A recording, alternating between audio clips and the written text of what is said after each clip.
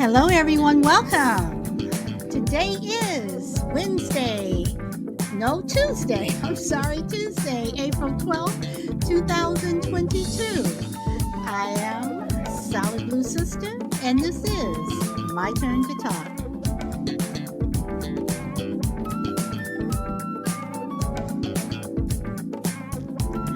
Welcome, Lou Rock. You are number one today. Napal, welcome. You're new. You're number two. And Brina, you are number three. Baram, you're lagging. You're number four.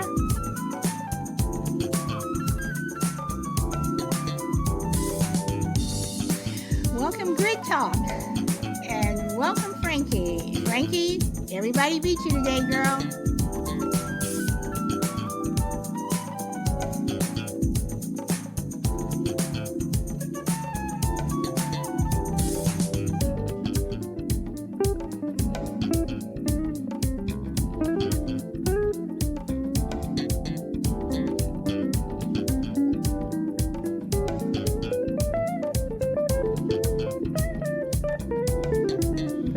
Okay, so let's see. We are going to get started here. Let me stop the music.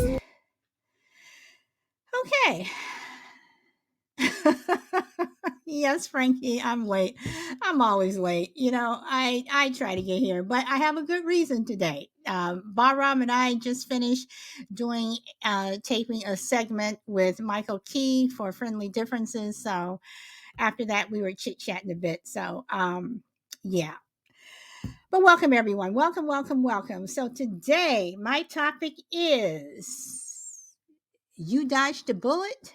Be happy. So are you glad you didn't marry that person? Are you happy you broke up? Relieved you didn't take that job? When you look back on past relationships, jobs, or whatever, do you find the silver lining? So that is what I want to talk about today. So, how many of you guys have, let's start with the relationships. How many of you have been in relationships where it's like I am so happy I didn't marry that person, or I'm so happy I didn't continue dating that person, or go to prom, or go out with them. She was this, he was that. I'm so glad, that I ended it.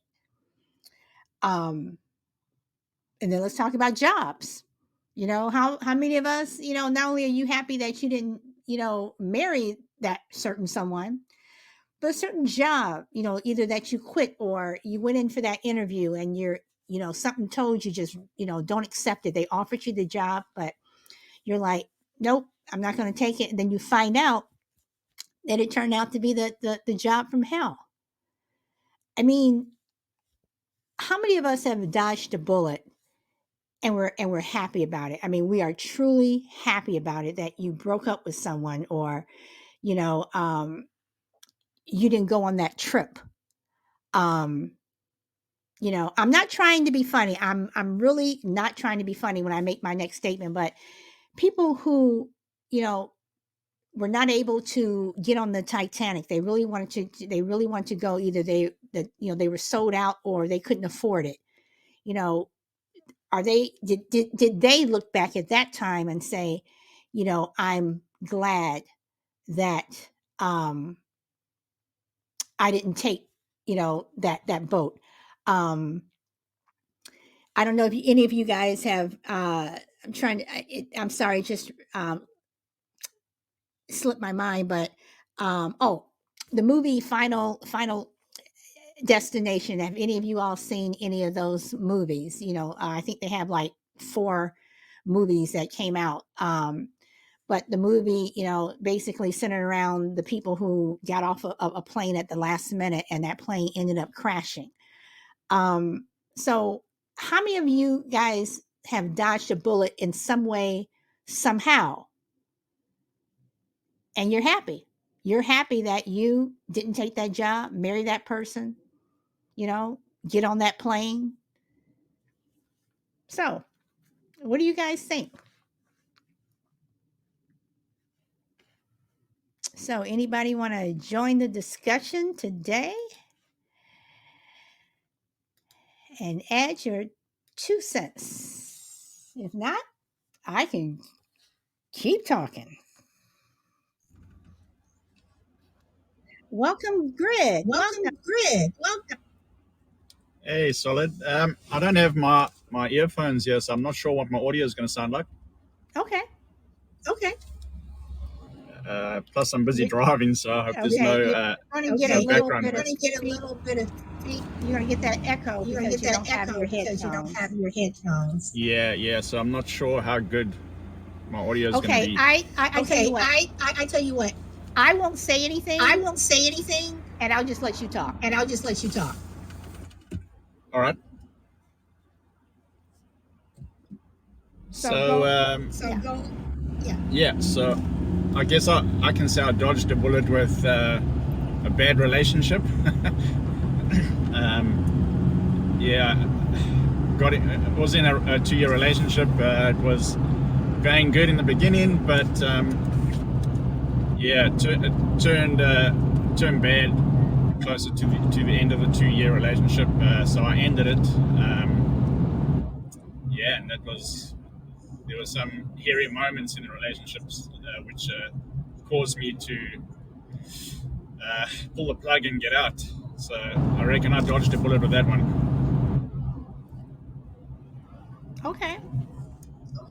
All right. So, when you're in those relationships, is it because someone told you that that person wasn't the right one, or were they just acting really, strange or really funky, or had a really bad attitude, or you guys fought all the time? Grit, why did you end that relationship?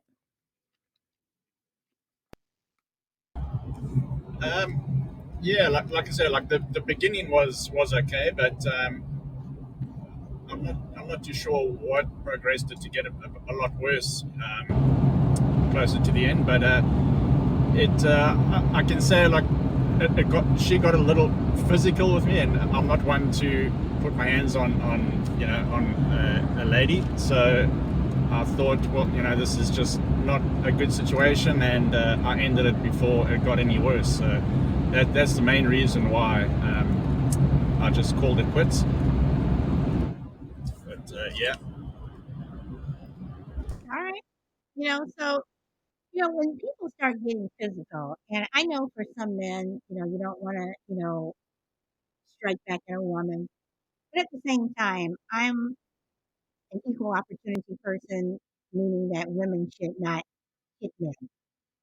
Um, you know, um, Men should not hit women, women should not, hit men, and that is a red flag. If someone is doing that in a relationship and you're not married, I'm not going to marry that person. You know, um, I don't want to be with that person. Same thing with verbally. If someone is abusing you on a verbal scale, I don't want to be in that relationship with you. And that also goes with friends. If friends are doing verbal abuse in the relationship, then that friend has to be put on the back burner, you know, um, and eventually, they will find themselves, you know, for me, they'll find themselves that they're just not um, my friend anymore. So, Grit, when you broke up with this person, did you tell her why or did she know? Um, yeah, I think she knew because it was straight after this incident. She was. I mean, she went a bit psycho. She broke a couple of things in the household. Yeah, unfortunately, I had people there that witnessed everything, so it wasn't. She couldn't go around saying, spreading stories and rumors that I did this and that. So yeah, basically straight off after the incident where she was a bit physical and breaking stuff in the house, and I told her that's it. She needs to go. I actually left the premises to give her time to cool down, and and yeah, it's from there. It was history. She packed her stuff and left. So, do you know what happened to her? I mean, have you kept track of her, or like, did she ever get married? Did she ever, get into another relationship? Do you know what happened to her after you guys broke up? Yeah, for sure. We actually have a child together, unfortunately, but he's the cutest thing ever. She has had multiple relationships on and off with different guys, some with the same guy on and off. Yeah, I wish I could warn the poor souls that get involved with her. They know what they get into, but that I leave that up to them. They can find it out themselves. But yeah, unfortunately, we have a child together, and that forces me to keep in contact with her. Okay, now, Grit brings up a good point. Let's see, Lou Rock says, no matter how much you think you know someone, you might not know everything, and that is true. So, what do you do if you're in a situation, and just talking about relationships right now, that if you're happy you dodged a bullet, that you didn't marry them or you didn't go further into the relationship, but you have a child with that person, which means that you're pretty much tied to them until that child turns 18 or 21. Um, what do you do? How do you navigate that? So, did you really? I mean, you dodged a bullet, but the gun is still loaded, so to speak. What do you do? What do you do if you were in a relationship and it's the guy that was physical, and you have this child, and you know that person is constantly going to be in your life. So, is there a way to get away from that person while still maintaining contact with your child? Or are you just pretty much screwed because, um, yeah, you didn't marry this person, but they may be psycho, but you have this child. So, is there a way to disengage yourself from them, but still being in the child's life and still making sure that the child is not being hurt mentally or physically with this other person? So, welcome, David Hasselhoff, and or Daddy Hasselhoff. I'm sorry, and Michael Key. So, Grit, you wanna answer that? Well, my situation, I'm halfway across the world from her. She's in South Africa still. I'm in New Zealand. So I reckon not being physically around her, I've dodged a bullet there, but the gun's always loaded, with communication. It's not easy. She's, yeah, demanding certain things. And communication is very difficult between ourselves. But I reckon I dodged a bullet just not being in the same room as her. That's I'll take that as a win. All right. So, anybody else want to jump on and add to this? Because I was in years and years and years and years and years and years ago. This is before I got married. I was in a relationship with someone, and it wasn't a good one. I'll just leave it at that. And he asked me to marry him. Told him absolutely not, and we ended up breaking up. Um, and for a while, he kind of made my life hell, until I had two friends who intervened, and that stopped that right there. But you know, what do you do when let's say you're at a job and your boss is toxic. You have a toxic boss, and you want to break that relationship off. And usually, you do it by you can either quit or you can move to another department. And let's say you move within another department, you do, departmental transfer, whatever, and you move to another department, but this boss is still toxic and they're still saying things about you that's making your job in the new department hard, or you go for that job and you may not get it because of the reference or whatever your previous boss or your current boss is saying. How do you dodge that bullet? How do you get away from something like that? Do you just have to totally quit? You go to HR and say, I'm going to sue. I mean, you can do all that, but at the same time, that stuff takes time and you're looking for another job that takes time. Um, but you're still having to work here. You're still having to feed your family and what have you. Um, Still got to pay rent, still got to pay your car note, whatever it is, you still have to eat. What do you do? Okay, Lurak says, I've personally been very blessed with jobs in my life. That is good because everyone cannot say that. Some people, we were talking about this on a show on Sunday night. Some people take jobs just because they have to take them. They have to take them. They have to put food on the table. So what do you do? So great. Go ahead. Well, I've got a funny one actually. I'm on my way to my head office at the moment.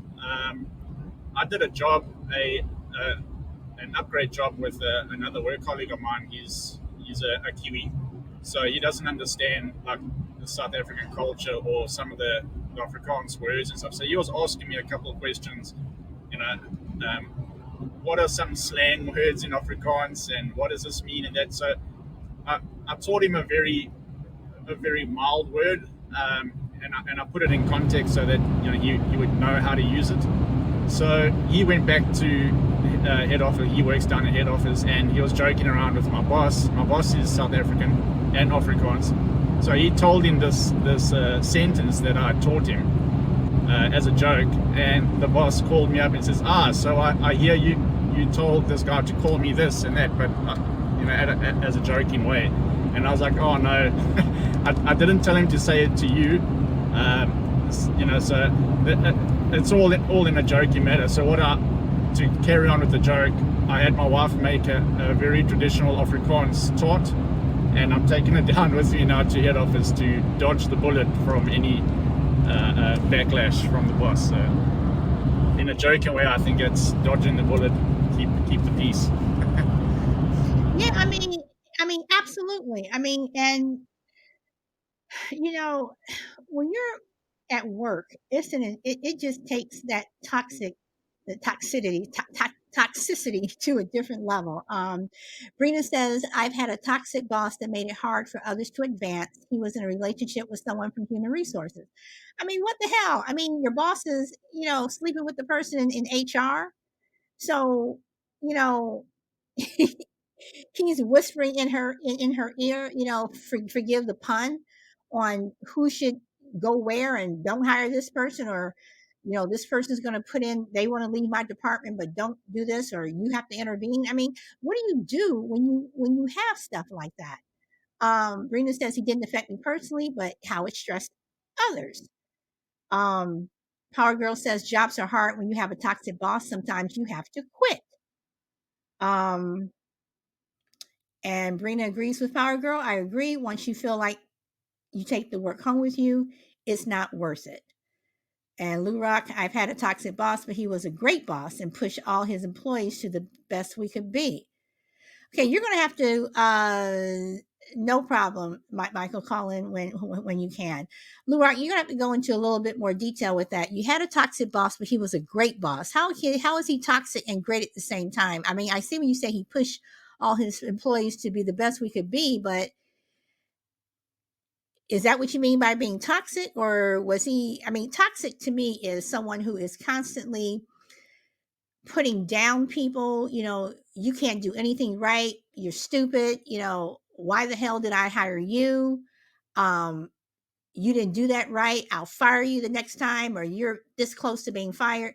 That's the toxicity that I'm talking about. I'm not talking about people who are just trying to push you to be the best. But even then, if they're pushing you to be the best and they're on that toxic level, that can be very stressful for people. And jobs are already stressful enough, to have to deal with a toxic boss.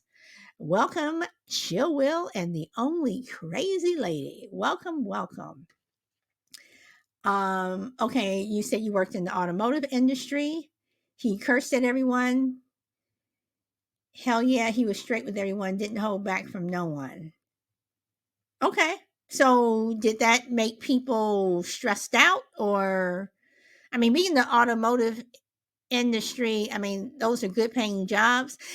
And that's another thing. It's like if you're in a job that is, it is paying you very well, um, and you know, it's someplace that you could retire from, even if you work there 25, 30, 40 years, whatever, even though a lot of people don't hold jobs like that anymore, but you work there and you retire from those jobs. How many people are putting up with the stress? How many people are putting up with that boss that curses everyone out? And you go home and, you start drinking, whatever. I mean, is it worth it? So let's see. Brina says to Lou Rock, that can be very personally. I don't mind cursing. I curse a lot myself as long as somebody doesn't get in my way of advancement. Okay. All right. And you say you can deal with that. Okay. So Brina, okay, so you can deal with someone cursing or the toxic part of it. See, Lou Rex says he called me in the office one day and said, Lou, what the fuck are you doing? Do you really want to do this for a living? I wasn't focused. I was really young. Okay. See, I can't, if you're a boss, I'm sorry. I just don't think you should curse at anyone. I don't care who you are, whatever, what the job is. I'm sorry. When you start cursing at people, that's like taking it down. That's taking it to a whole different level. And I know coaches do it to their players and what have you, but I mean, I don't know. Welcome, Shy Lady. Chill Will. Welcome. What's happening, everybody? And you want to add something? Or you just wanted to tell everybody hello? No, I didn't know it was my turn. I was waiting for my. I was No, trying to go be ahead. No, go ahead. I'm glad you were being polite. nice. This is I'm glad. I'm bullshit. glad you know This, who the hey, boss y'all, this some is. bullshit. I'm glad you know that I'm the boss of Sweet Willie. Ah, God dang it! I'm about to lose. I'm about to start cussing all up in here. So The what hell you with this. what you got to say? Well, I mean, in general, I the top. Well, this is a little bit different from the exact topic, but I don't care about nobody cussing. I don't, like I just. I am I just be candid with me. I like to know what I'm dealing with. I just be candid. I appreciate that. I get over it. At first, it may be a little rude to me. I might even address it. I may not. But if I'm in the wrong and somebody cussing me out, I'd rather them cuss me the hell out than write me up. Wouldn't you rather that? Let me ask you that. If you I would dead wrong and you come, whatever you did, like you stole something, you was late, you was not attentive, you missed, you just made a huge mistake that you should probably never make. Somebody bring you in their office, say, what the fuck are you doing? Get your fucking head out of your ass and go back out there and do your damn job right. So you rather not, I rather that, I'm like, okay, no, no, you no, know, no, no, or you no, would no, or no. write me up. You make a good point, but I'm talking about that boss who, no matter what you're doing, oh, Will, you're a stupid ass or so and so. And it's like every single day, everybody's dumb, stupid, whatever. Screw you, whatever. It's just that this is how this person talks to everybody on an everyday level. Everybody's not screwing up every single day. This is just how this person is. Well, I mean, I mean, typically those type of people, they're misunderstood in reference to what they're doing. They're just not just trying to be a tyrant. They're just straightforward. And a certain amount of professionalism is needed, though, in certain environments, right? I mean, I think typically they know that they're at work, and I mean, they know that, but they're probably like a lot of times those people are military, former military. You know what I mean? Uh, Or they're Something like that. They're typically something like that. Like former, because in the military, you can do that in the military. You can come to somebody and discuss them out. Hey, hey recruit, da da da da. Hey private, da da da da. The hell, you can do that, but that stuff doesn't fly in the private sector. And so typically, I don't. Most people that do that, they're not oblivious. They're just straightforward, in my opinion. Now, there's people who take it too far, and that's easy. That's easily rectified. They're gonna lose their job. It's gonna be too many people that pull up with that. First of all, they come at people who let them come at them like that, because nobody's gonna just come at me like that, like on a regular basis. I might let them Wait, slide. hold on. But you just said, would Look, you rather look, somebody look, look, curse look, me out look, than look, look what I'm write me saying though. up? Don't get it confused. Don't get it confused. That's if I'm wrong. If I'm wrong, I'm wrong, and then they just give me a good reaming because I was wrong. Yeah, but if you're just gonna be on a regular day, like you made it something different. So we're addressing what you just made it. So if you're talking about that type of person that just going through and just messing with everybody every day, we're not talking about that situation. We're talking about them just being an ass, and nobody's just gonna be an ass to me But on a chill. daily But even basis. if I did something wrong and I knew it was wrong, do you have to call me stupid or dumb or Yes, curse I me out? do. Yes, I do. Yes, Oh my because it was goodness. stupid. It was dumb. And if you knew it was dumb, it was stupid, then if you try to put some funny stuff, I'd rather a person be that way to me than just write me up. That means they're on my side. You know what I'm saying? They may cuss me out because they pissed off at me. They're allowed to get upset, and they may express themselves not the way I like, but I can't have my cake and eat it too. Damn, and that's sensitive as hell. This man just cussed you out in his office, but he didn't write you up. He didn't. You still got your livelihood, and you complain about that. Pick a fucking poison. Okay, well I won't say shit to you. I just write you up or fire your ass. How about this? I bring you in because it's a fireable offense, and I fire your ass. How about that? What if Come it's on, not? man. What if it's What if not a my point fireable? is that we're not talking about those situations. We're talking about the situations that do garner such. So, and if it's just regular situations that somebody's being disrespectful, like I said, nobody gonna be that way with me. They're not just gonna be coming this dogging me for no reason. Now, the way I handle it may not be with angst, because sometimes when I feel people's like that, I want them to feel like something may be going on in their lives. So I'll stop and say, excuse me, is everything all right? Because your words seem to be kind of piercing, and I'm not necessarily one to be that way with. But if you need some help, you need to talking to, you need to go out for lunch or something, man, need a drink or something. Let me know, because I might give you another chance, but this is your first and last chance. I don't care fuck who you is. You could be the boss of all bosses. You can be Barack Obama. It's gonna be some concerns first, because it may be some real issues they're going through. And so, you know, and that typically doesn't happen with me. Like, it just doesn't happen. People, well, if they don't know, they're gonna learn one way or the other. And if I have to come at them like that, it's gonna be. But I never try to go to, like, to the union on them, I try to handle it on a person to person basis first. And if that doesn't work, then you go to escalate to the next level. But if it's that bad, normally people will get them the hell out of there. Them people don't last for long in management, unless it's their business. Now, if you're under, like, the Suns, like recently, the Suns owner is under fire because of the working conditions he provides to people. He'll just say racist shit and crazy shit. Now, that's different, but that's a payday. If you can put that on file, they say even when they would try to go to HR, they would fire them when they had, like, when they would cite them out for doing, like, really crazy stuff, or saying crazy stuff, or doing crazy stuff. They would go to HR and they would fire them. So that's money in the bank right there. That's a lawsuit on the NBA. Do that to me all day. I got you. You know what I'm saying? If it don't stop, if it's from that type of person. But other than that, if it's just a regular manager, I handle. It's just a way how you handle people. Typically, people handle you how much as you let them. If you a punk and you let them bully you, and that's what it's gonna be, and you probably want to leave. But even if I see them talking to someone else that way, I typically will. I'll come up to them and I'll pull them aside. I don't care who it is. Is everything all right? Because they may need that first. But after that, it's only so far that's gonna go. Oh, chill, chill, chill, chill, chill. Welcome, crazy lady. What would you like to say?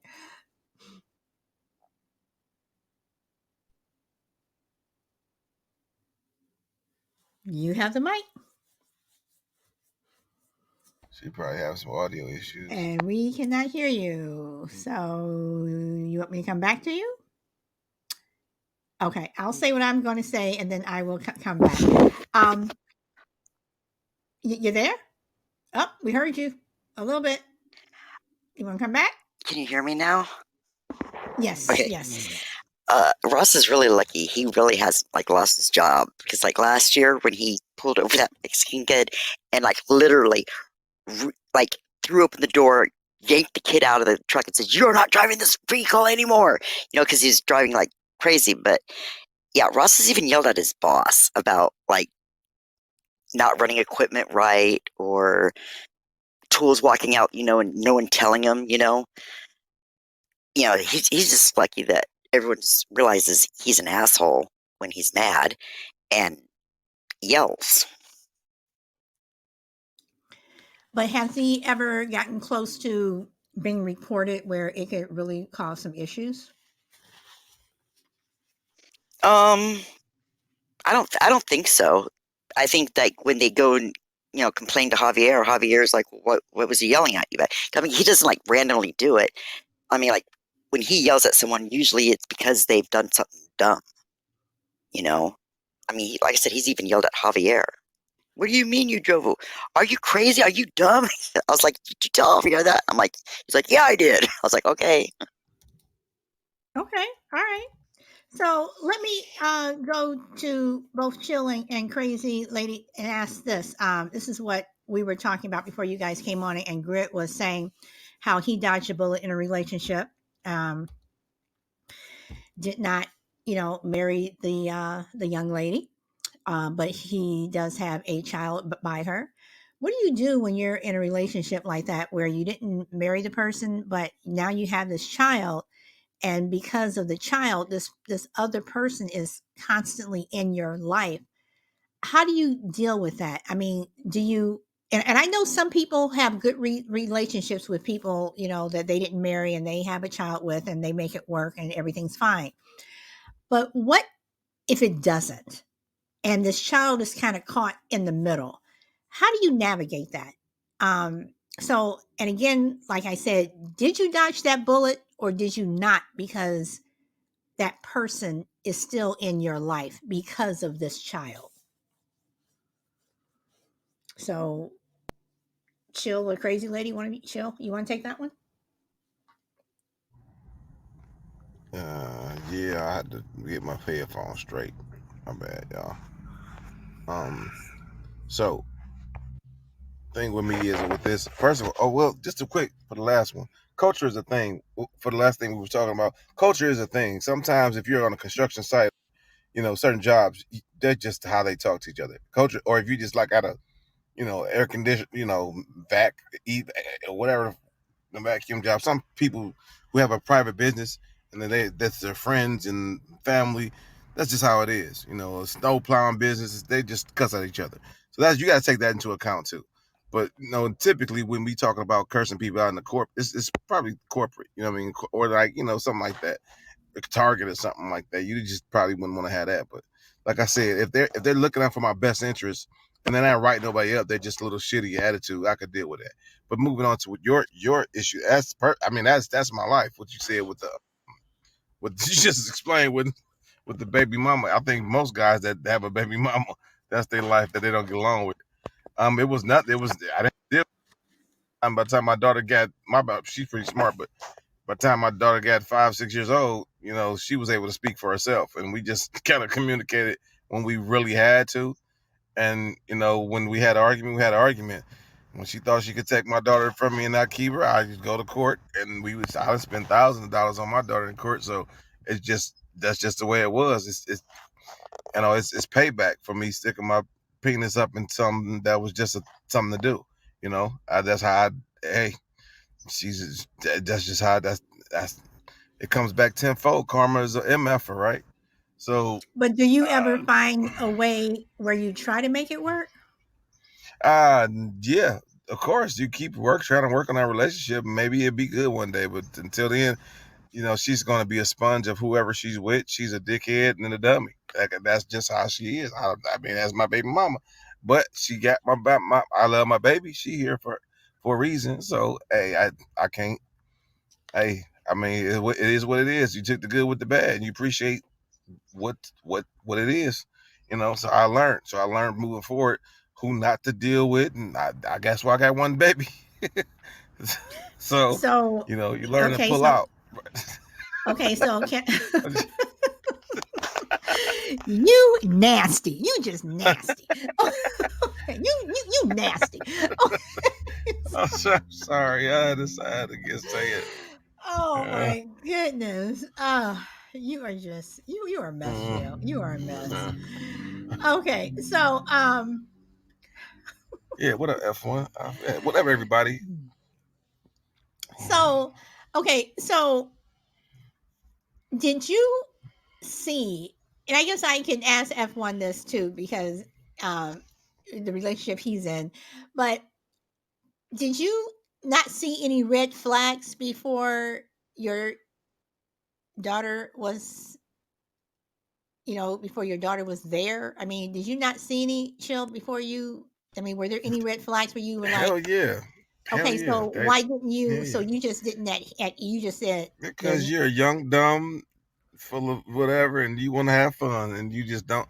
You think, you just. I get caught up in caring, and it's in that middle phase where I know she ain't perfect, and no one's perfect, but you try to help, but then at the end of the day, everybody can't be perfect, and people change as well, right? And so you can go into a situation and not pay attention. You're just not paying attention like you should about things that when you're young you probably should do. Like what your mama and grandmama and your daddy tell you they gonna tell you, but are you gonna listen when that big booty and a smile is in front of your face? Come on. I mean, the devil is the devil for a reason, all right? So you go ahead and cross those waters and y'all get entangled.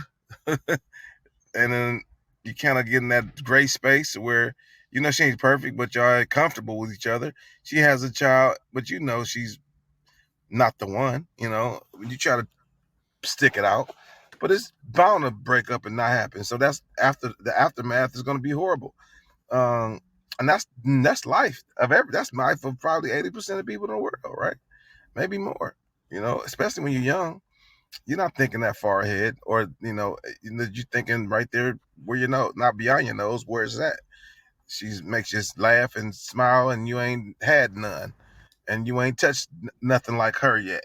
So you just go all in, and not thinking about the consequences. It's just every guy gets caught up in that situation. I mean, women too. I mean, I guess for real, for real. okay, so Grid, I'm gonna come to you. So did you see any warning signs before your child came along? Were there any warning signs for you?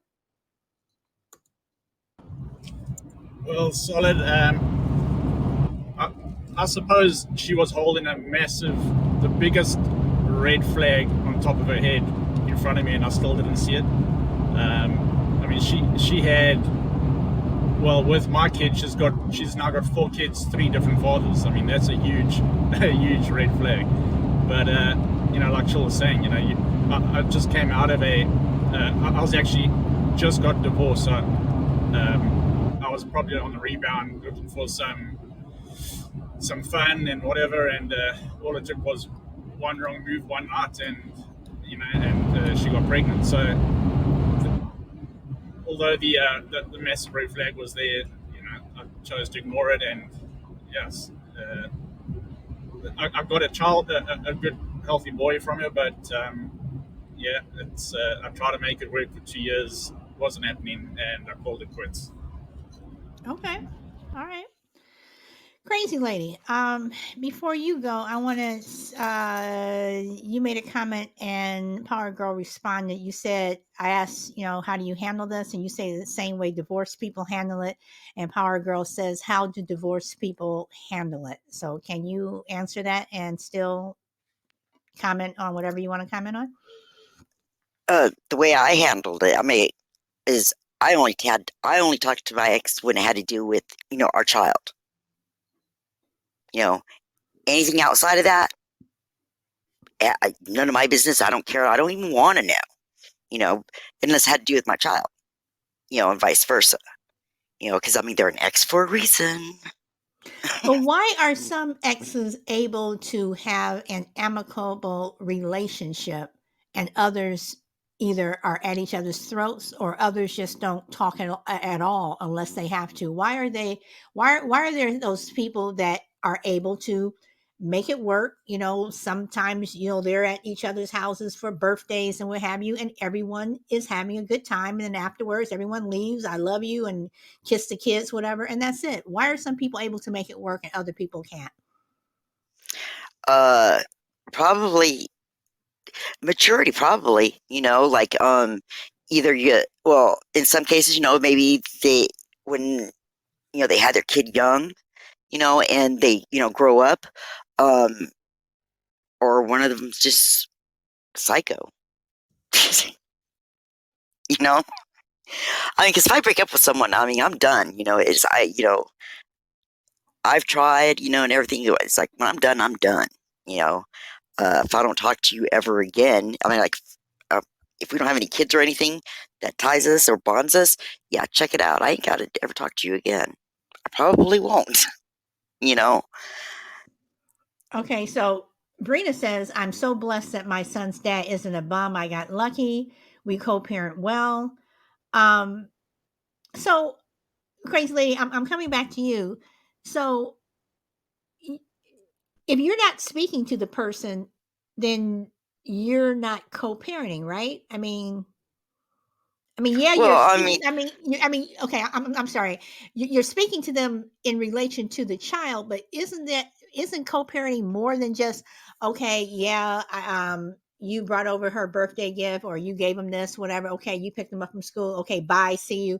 There's still that animosity there. I mean, isn't there more to co-parenting? well, yeah, but I never had that. I mean, it's like, yeah, I was like, if Jimmy took Alex, uh, when we lived in the same state, I was like, if he took him the 2 weeks in the summer, so I mean, you just deal with it. But Um, the child is caught in the middle, so that when the child gets older, they have to be feeling something. So they have to sense or see the animosity between both parents. So how do you deal with that? um, well, see, I never, when it comes to my kids, I never talk bad about, like, I never talked bad about Jamie in front of Alex, because what happened between me and Jamie has nothing to do with Alex. Same way with Jade. Whatever happened between me and her dad has nothing to do with you know her as a person. You know what I mean? Um, and Jade, she tells me, you never really bad talk dad. I'm like, well, but his shortcomings with me is his shortcomings with me, not between the two of you. Kids grow up, and yeah, they're smart, and they're gonna figure stuff out. They're gonna put two and two together and figure stuff out. Okay. All right.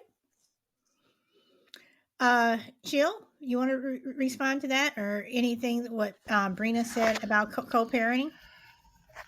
I mean, well, for the most part, the reason why that happens because people are different.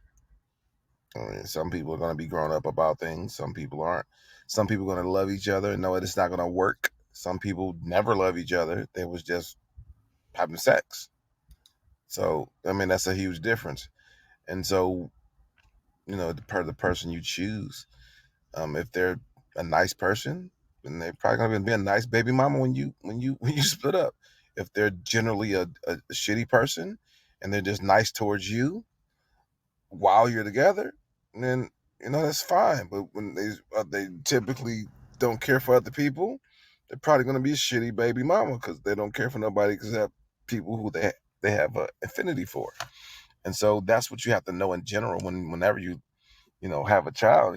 If it's not like I couldn't see that, or that they're dumb before before you have a child, they're gonna be dumb afterwards.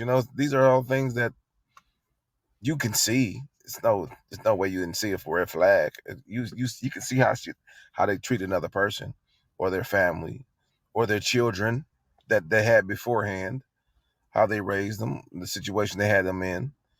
So you can see all those things, but that ain't got nothing to do with that one night when you want to get your rocks off, right? So that's how that happens. So, Chill, as a man, do you see a silver lining in there anywhere? My baby, yeah, my baby's the silver lining. Just yeah, absolutely. She's awesome. She's beautiful, and she's smart. She got her drawbacks, like but she's definitely smarter than her mama. She blessed. She got her daddy brain. So I'm glad that's a silver lining. Her in general, she's caring. Just by nature, she can be a little selfish, like teenagers can be at times. But overall, she's generally a great person. And we didn't co-parent that much. It was just we didn't talk at all. How do you do that? How do you co-parent and not talk? You're right. It's a horrible way to do it, but I think she's gonna make her mistakes like any child. But typically, if you plant that seed, it's about them coming full circle, messing up, bumping their head. And as long as they bumping their head, saying, "Damn, my daddy told me that," or even my mama, she's growing up too. She's over the years, she's gotten better. She's not great, but she's gotten better, and she can advise her to some degree. um Her thing is just, oh, I want you to favor me over him type thing. She's still a child. She's just, but she was always like that. So I can't expect anything. That's water. You can't control that. You just control your relationship with your child and instill what you feel like she can instill. And she's gonna take hopefully the best of both worlds out of that and not get too much bad out of it. I mean, she's gonna have that too. But long as, like I said, the biggest, as a parent, the biggest success we can have is when our children bump their heads. They can say, "Damn, my daddy told me." You know what I'm saying? And when we see them successful, and they can say, "No, I listened to you," or "I didn't listen to you on this because I knew how you used to do wrong." So that's what I look at for me, because this your child can grow up and be a crackhead for all we know. A child can grow up and be anybody. So you just gotta do your best and not even worry about the other stuff. For me, Okay. All right. Shy Lady, I see that you are on the panel, but I don't see you on the panel. So Oh, I'm I'm I'm here. Can you hear me? okay. There you are. Okay, you just popped up when you started talking. Okay, so Shy Lady, you have the mic. Well, I always thought co-parenting, my definition, was just visits back and forth. I didn't know that co-parenting is like you actually get along and you hang out or whatever. But as far as the original question, I dodged the bullet definitely on someone who I was involved with in high school. Thank God that that never went to where it could have. I'm so grateful. And that's another reason why I was never really a parent who was a big proponent of my kids dating in high school, because when you're 15, 16 years old, you can make some really dumb choices. And I didn't really like dictate to my kids and was like a parent that was very controlling. But I strongly emphasize in my kids to study hard and really, really be aware of your academics and not so much about this particular boy or this particular girl. I said because 9 times out of 10, you're all going to grow up and it's not going to really go anywhere. Very, very few people get with their high school sweethearts. It's very rare. And if there was a kid, that we knew in the neighborhood that came from a good family and my kid took a liking to them or they took a liking to them, I probably would have encouraged them to be friends, but I definitely would not have been, I was not the parent with the, oh, they got a date. I knew kids that my kids went to school with and their parents were all about it, but I wasn't because I knew the consequences of emotions and hormones with teenagers. But that's just answering the original question on my part. Okay. All right. And you make some good points. I'm going to pass the mic over to Frankie for a moment because this is a comment that she made early on. Chill, do not say one word. But it is towards you, Chill. Hi, Chill. Solid told me she passed on she passed on my compliment. You're sweet, and sweet is in quotation marks. I'm just going to leave it at that. So, Grit, did you want to make a comment on what Shy Lady said?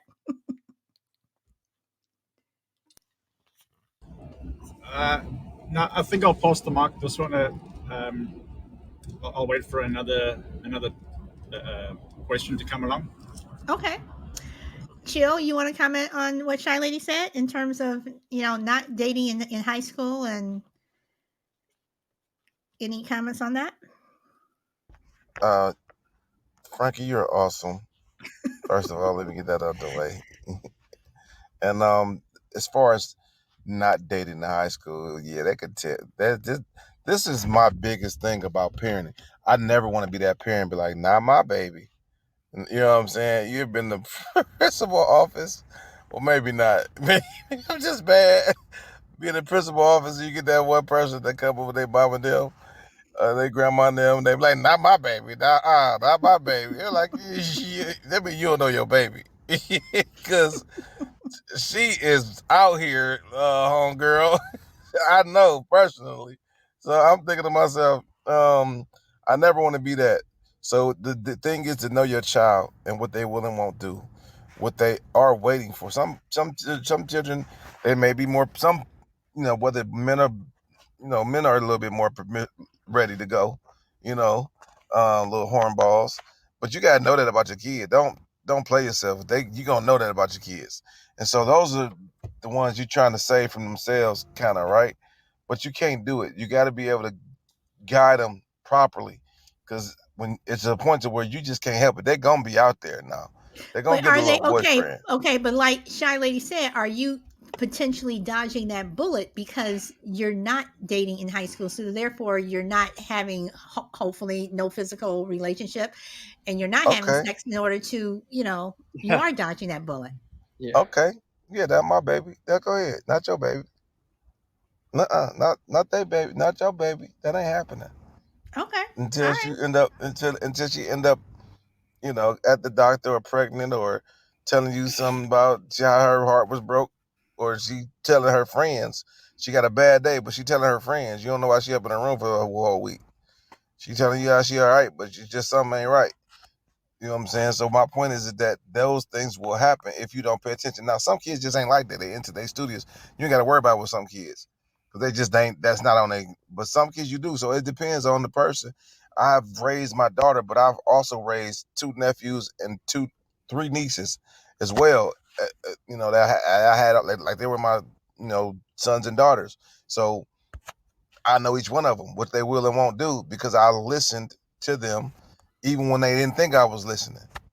So they got potential to this and this and that. And if that's gonna happen, don't I'm not gonna not stop them from dating. I could tell them they can't date, but at the end of the day, if you know that they probably will still gonna be, because you can't tell them that they ain't having a boyfriend. You in school. That's my boyfriend. That's my girlfriend.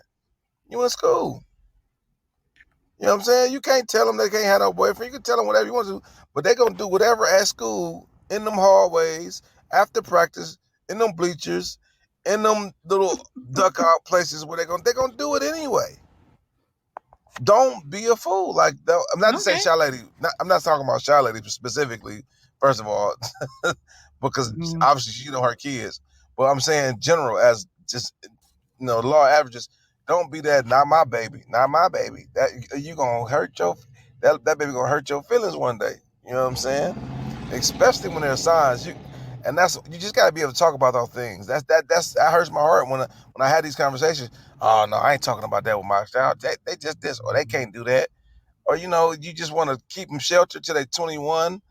Or like that's hard. That's hard because you ain't coming to reality that your kid might be like a little tyrant in school, and they just a little, or they may just be a little promiscuous, in school. Like you gotta be real. You gotta be real about that. All right. Crazy lady, you wanted to say something? Uh, know your child, man. That's the only thing I could say because and I'm prepared for the I don't know. I think I did a good job on mine. So, and I just let them, when they were in that weird teenage, time. I mean, I was there, uh, like for Jade, but a lot of, I mean, they got to figure it out for themselves. Because if you don't let them figure it out for themselves, uh, when they do leave the nest, their chances of failure go like way high. Then you got your kid, marrying, some, tool of a guy,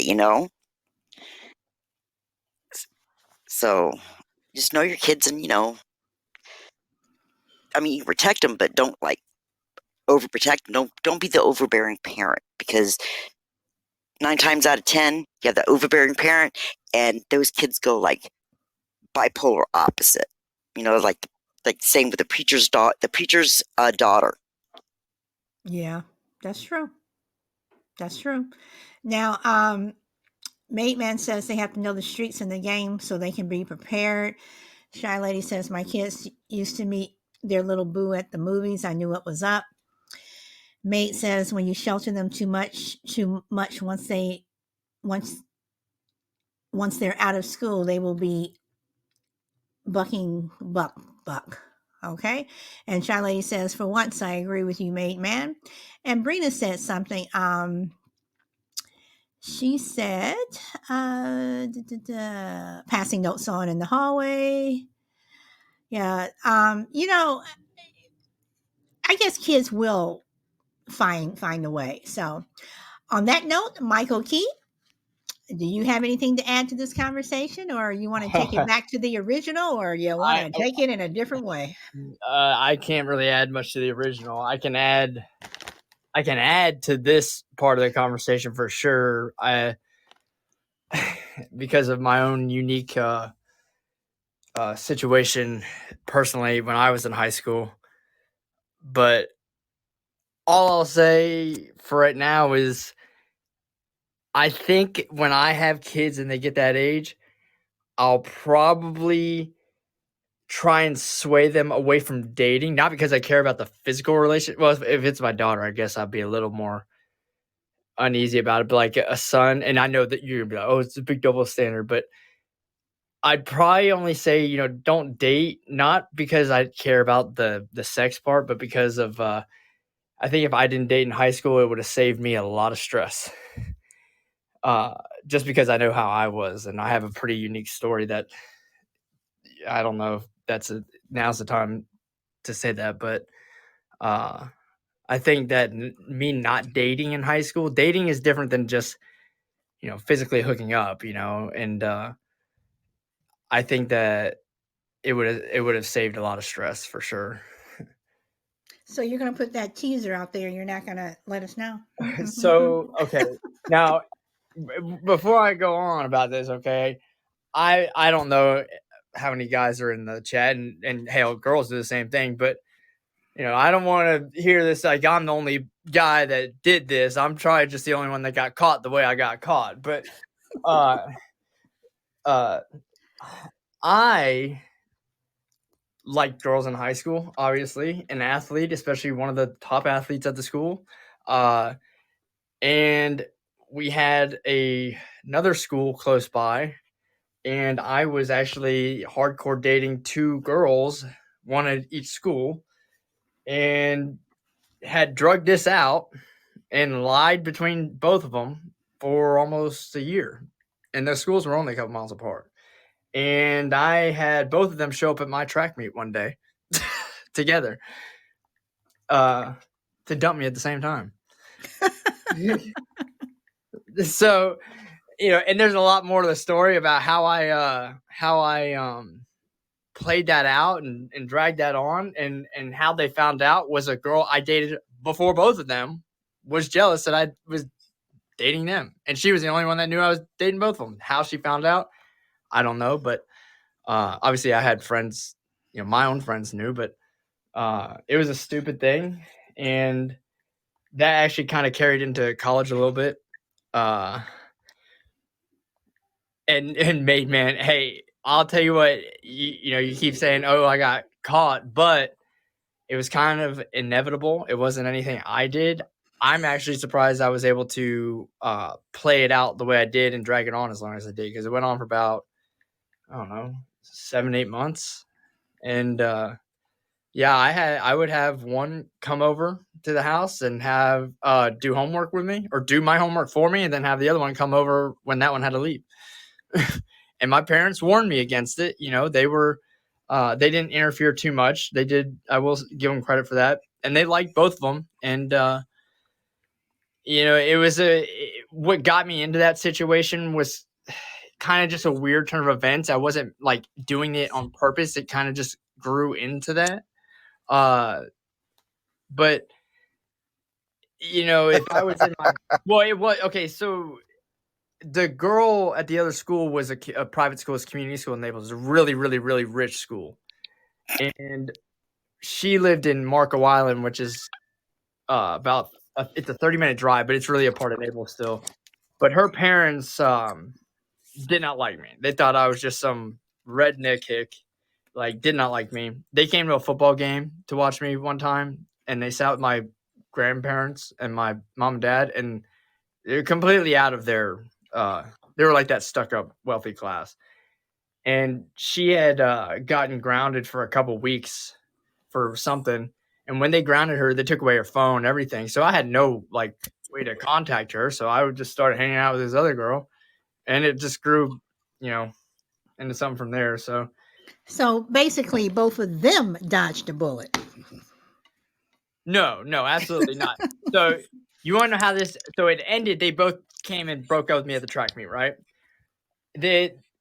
After spring break, the one that went to my school with me, who I really liked, she actually, she was a Christian girl.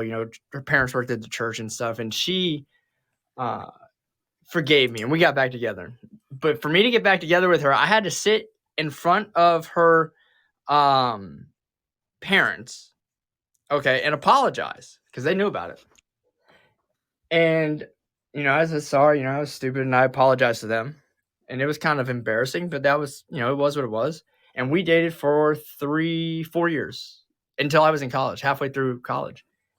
And if she wasn't doing the same thing to me when I was in college and broke up with me and got engaged a month later.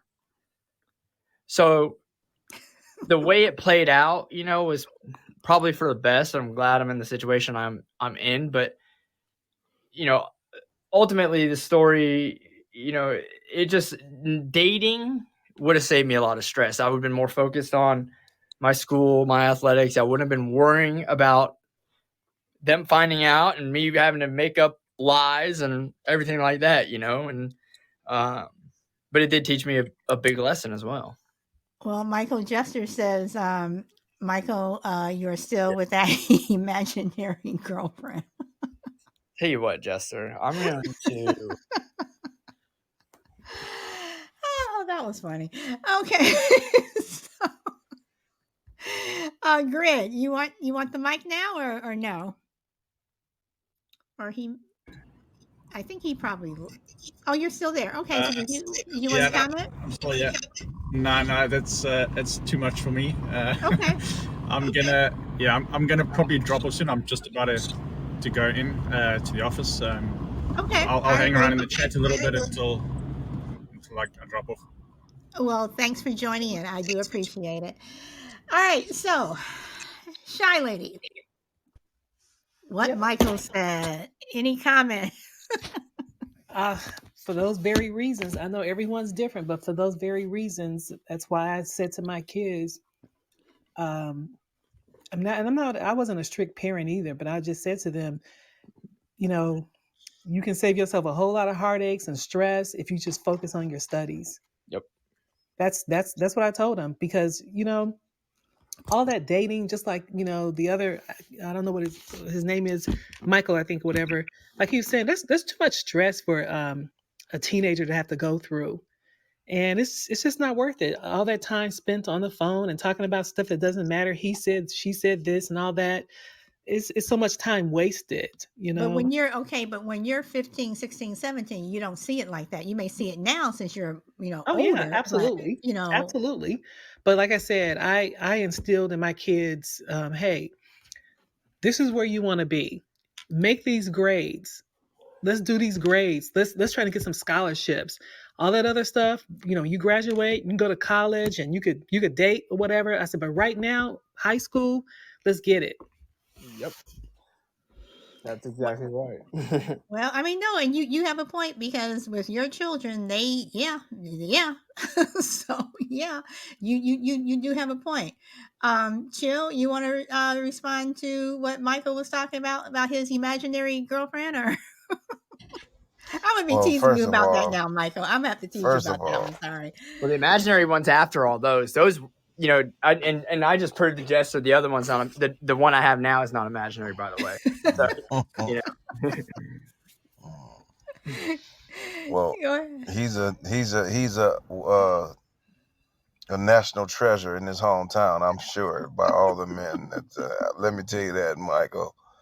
No, you're definitely a national treasure there somewhere in that high school. Your name's written on the wall in Oh, come infamy, on. right? Are you seriously Yes, gonna blow his yes, head up? yes, Seriously? yes, Oh, good yes, yeah, like yes, Lord. I was brother. the only That's how one you that did do it. this. I was the only one It's that not. got caught the way I did. Yeah, I was about to say that's not rare. I was about to say Oh. you said rare. It's not rare at all. No. I was talking about the situation and how I got Oh, caught. Yeah, not the actual Okay. act. I know that. And okay, Michael, yeah. Michael, I just want you to say, crazy lady just said, finally got the blow up, Mike. So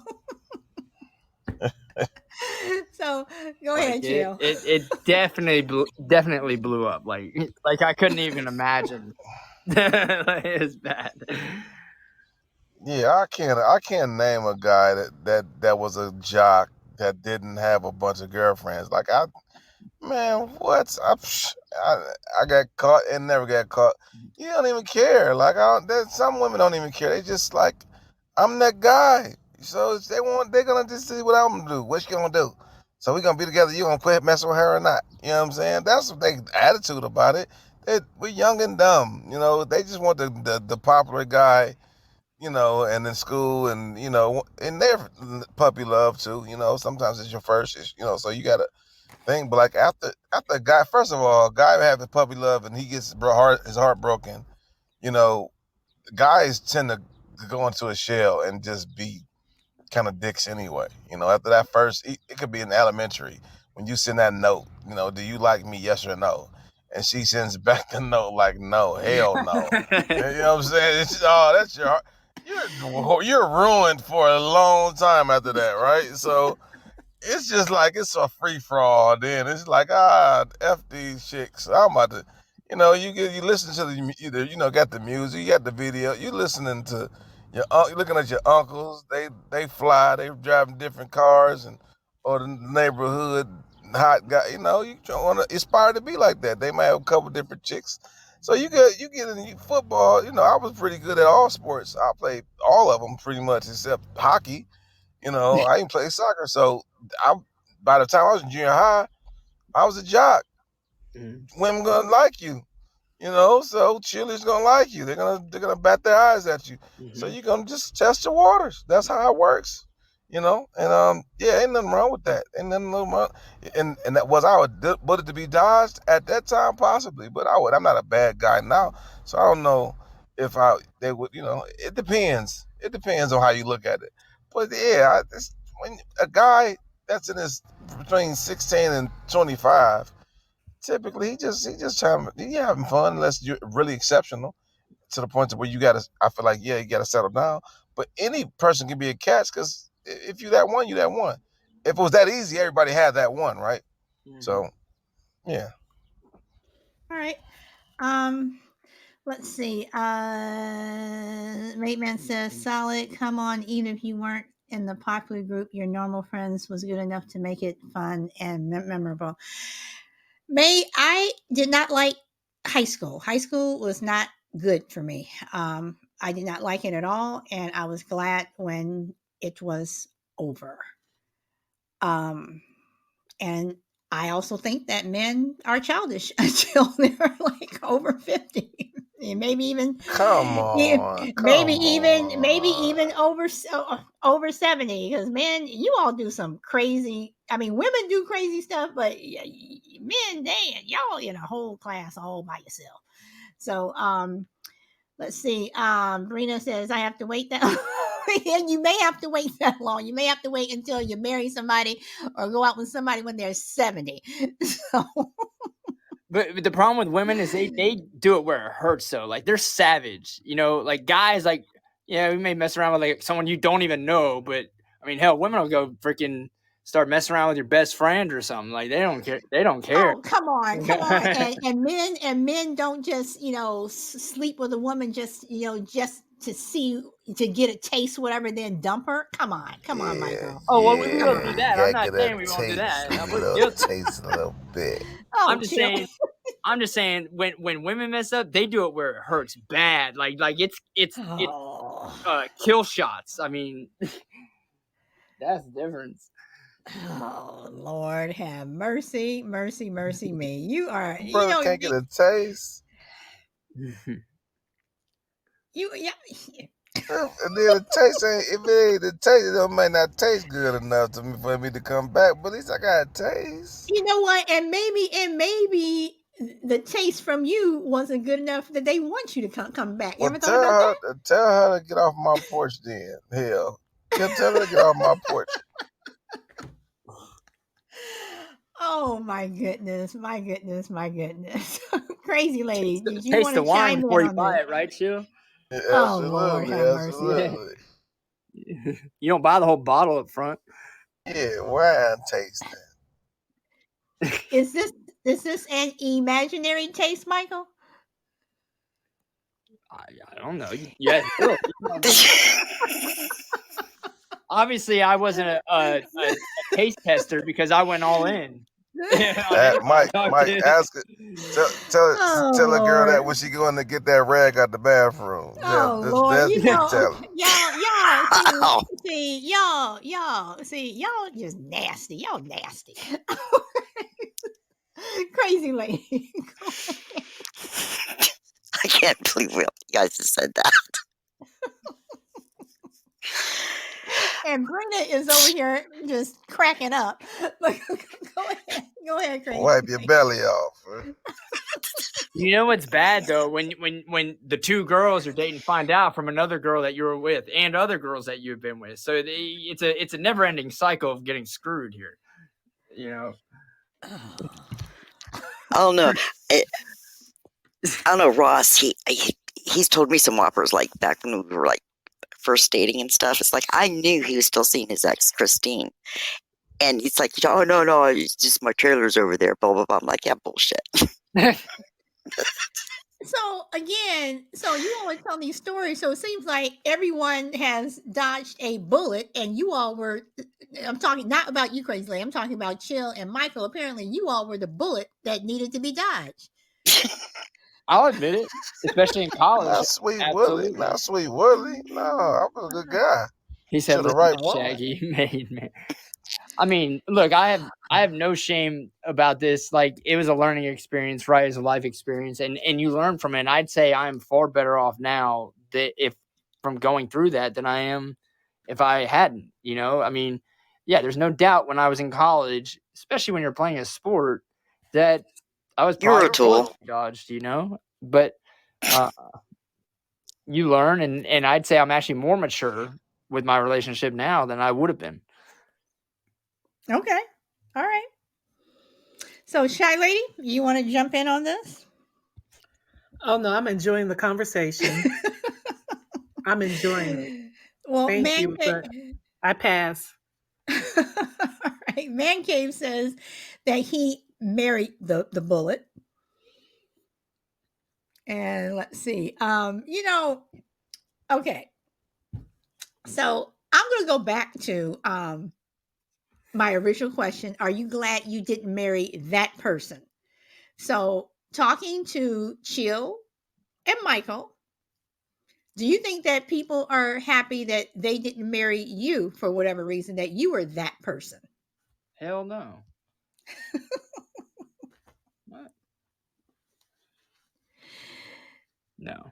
It was a simple question. I think in a couple different instances, maybe, but for the most part, me and my exes are cool. Actually, the one if I ever marry one, is probably one of my exes that I just wasn't ready in my 20s. I did hurt her, but she loved me to death. I like most of my real relationships. They still love me to this day, and I always get those calls.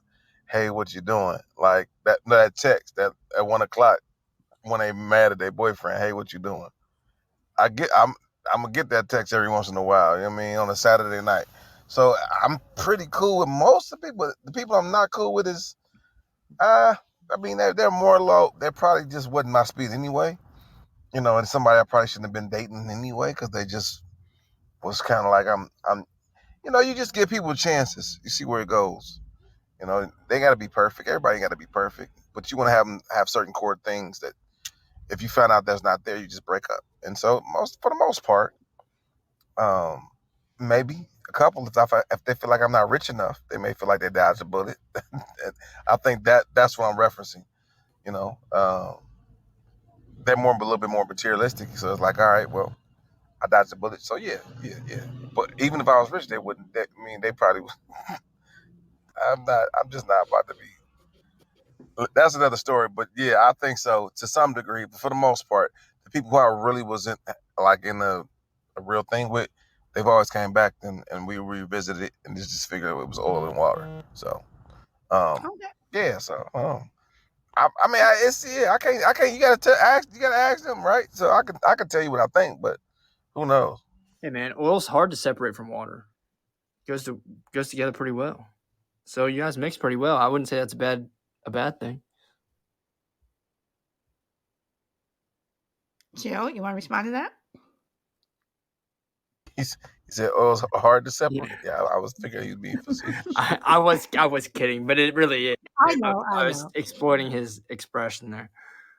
But I mean, for the Well, most part, though, you just gotta. I feel like you learn, right? You learn from those relationships, and you learn how to move forward in that. And so, even if I was today to revisit some of those people, like I have maybe 3 people that I would definitely take something. Like I would go into a serious like relationship with. I haven't dated really many a whole lot of people, like, especially compared to my friends. Like they were massive whores, and if I'm in a relationship, I'm pretty committed to that relationship. You know, to the point to where when I was even in my 20s, when I was with my main girlfriend, I'd be in rooms where they just ramsacking like each other, like straight party, and I'm sitting over there like, hey y'all, how you doing? Yeah, I'll stay for 5 minutes, and it's time to go. Let's get a little too crazy for me. You know, and I'm committed, but overall, dodge the bullet. I mean, the people I was in a relationship with normally they're decent. We just had to just go part ways because we didn't agree on certain things. Okay. Well, like I said at the beginning of the show, I dodged a bullet, and I am so happy that I did not marry this particular person. My life would have been hell. So, with that, I am going to start wrapping up, or wrapping up. Sorry. Does anybody have any other last thoughts, words? Shy lady, you have any last words you want to say? Just glad I dodged the bullet. Michael? I mean, I never thought of anything as like dodging a bullet, right? I've only really dated people that, I was attracted to and liked, and but fate plays out how it plays out, right? And when you find the one, you find the one. I think that's played out well. So I think you just let things be and learn from your experiences. Okay, crazy lady.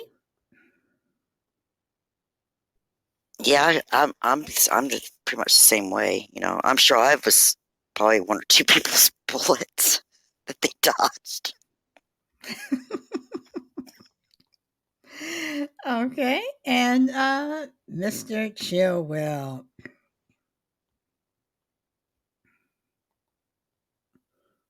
Any last words, Chill? Okay, I'm assuming he got a phone call. So on that note, um, everyone, again, thank you very much. On Thursday, Jester, who is on in the chat now, it's Doomsday Podcast, will be hosting my show. So please come and support him. It will be on disaster preparedness, which I think everyone should hear. And also, Balram and I earlier today we taped the show with Michael Key. We did a chat with segment with him, and it was, in my opinion, it was a really great chat. So we will be releasing that, and the one with Chill that we released that one over the weekend, and it is getting some decent hits. So you guys go and listen to that one. And Jester, we wanted to sit down and do the chat with you either later this week or sometime next week. So we would like to do that with you. But the one with Michael today, we covered a lot of ground. So Michael, you want to add anything to that or no? Okay, so Michael does not want to add anything to that. Sorry, I was trying to get back to unmute my. Okay. No, yeah, I agree. It was a very good conversation. The ones that are spontaneous seem to be the best conversations, and I suggest people actually go check it out because it, I think that Solid does a very good job in running her shows that she does, and it's good. It's nice to debate someone that is willing to listen and take it in, and also that has opposing views too. So you usually don't find that often. Well, and the good thing about this chat is Michael and Bahram were talking, and this is before we even started. And then I said I need to hit record because what they were talking about was so interesting. Mm-hmm. So, I had to hit record to start it. So when you all hear it, it's gonna be in the middle of the conversation that they were having, and it was really, really a good one between the two of them. And then it just went, a different way, but. Yeah, so Jester, we're looking forward to the two of you and Chill, you and Michael. We are going to set up time for you and Michael to come on together. So you will. That's cool. Yes. So you suggested that. So yes, we are going to do that. So, Chill, do you have any Mike, last words? Don't be blowing her head up, Mike. Don't be blowing her head up. Solid head up. You gonna make her head too big. She can't get out the podcast. Blow her head up too big. Oh boy, you're just upset because Sweet Willie can't blow his head up. So I already blew her mind when I told her my story from back in high school. She wasn't expecting me to come out with that. See, y'all just nasty. Y'all nasty. So, all right. And Jester says Thursday. So yeah, please come and support Jester. But on that note, y'all, I am done. I ain't got nothing else. So go where the wind takes you. Hold on. What? I ain't had nothing. I just wanted to hold you up. Oh, Lord help me. Or as Chris Rock says, Lord. He ain't here right now. He ain't gonna help you. Oh my goodness. And I have to say, Frankie, thank you. Frankie gave me a crown. Thank you so much. Thank you. And Frankie, thank you as always as of joining the panel. Anytime you want to come up, not a problem. Let me try to do my best here. Look, give you that. I'm gonna give you one of them. Hearts. I can match that heart. Okay, what are you giving me? Okay, yeah, mash the heart. That's the like button? Share the I'm show. sorry. Frankie is Frankie has you outdoing us all. beat. Frankie Frankie has outdoing you us beat. all, but I'm gonna do my best here and do what I can do. Well, hello. Wait, hold on. I have to brag. I have to Cause brag. the way my Frankie, bank account set up, yeah. I have to brag here. I have to brag here because Frankie, she is at where is she? She is at 40,754 likes. She is definitely my super fan. So Frankie, thank you.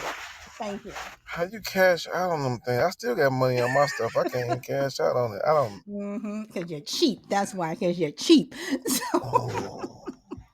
all right, y'all. I'm You're ending right. this You're show. right. That's why I don't buy. You mean because he's You're right. broke? Yeah. And anytime a Don't worry, woman that's asks why. me to, That's why I keep anytime a that woman, down. Mike, you gotta learn that. You gotta learn that though, Mike. Anytime a woman asks you if you got money, you say what, Mike? I'm broke. That's it. Yeah, that brother learned quick. I like him. Oh my goodness. Oh my goodness. See, Brina, and you know, you one of these days, girl, you're gonna have to come up because yeah, chill, and then Michael, the two of them together. I got I two of am. my baby mamas down there. Bring their ass. Hey, my kids at? If you Oh in here, my where my kids at? goodness. Oh my goodness. All right, y'all. Again, before I'm interrupted again to say my phrase, go where the wind takes you. Bye.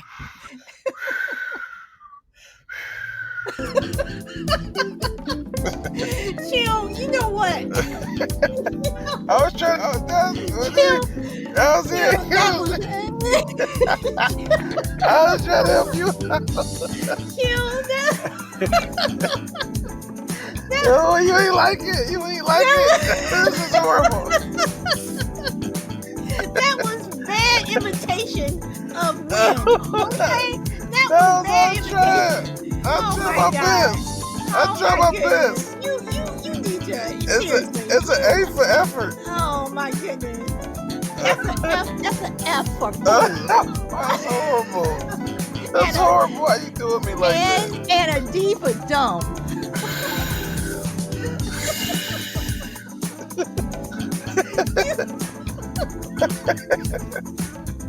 I don't even know why I'm laughing. It's not even funny.